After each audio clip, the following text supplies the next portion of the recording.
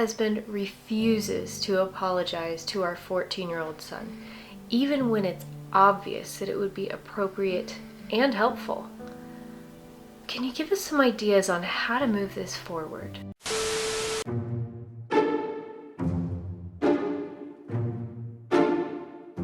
Yeah, there was a movie out years ago called A Love Story, and the saying was, love means never having to say you're sorry. And I believe that. You don't have to tell them you're sorry. I mean, they know that. You don't need to tell them you love them. I mean, if you have to tell them, then you probably don't love them.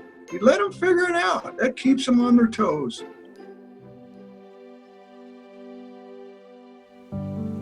Your question suggests two distinct needs. Number one, why it's important to apologize, and two, how to apologize. Let's start with the why. Needless to say, your husband's apology will most likely be priceless to their relationship.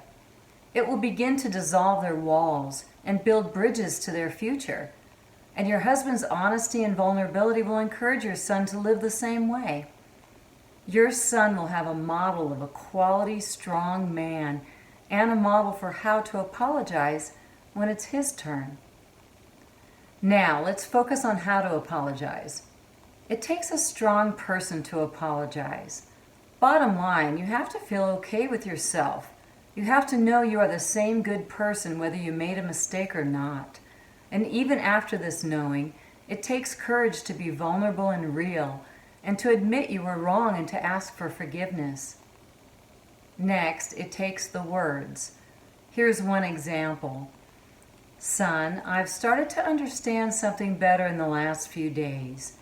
First, I didn't listen to you and I didn't respect your point of view. I didn't even try to see things from your perspective. I just barged in. Second, my words were short and hurtful. I deeply apologize for both of those things. I promise you I will do better in the future. Will you please forgive me and give me another chance? Remember, not everyone apologizes the same. Your husband may say, I'm sorry, rather than I deeply apologize. People can also apologize through their actions or through modeling a humble heart. Apologies come in many forms, but a spoken apology is usually the most meaningful. I applaud your question. What you are suggesting could prevent decades of pain and separation, and it could help millions of other families as well. I trust that your husband is the kind of man that will see that the above approach not only greatly serves your son's future, but it also greatly serves him and his family.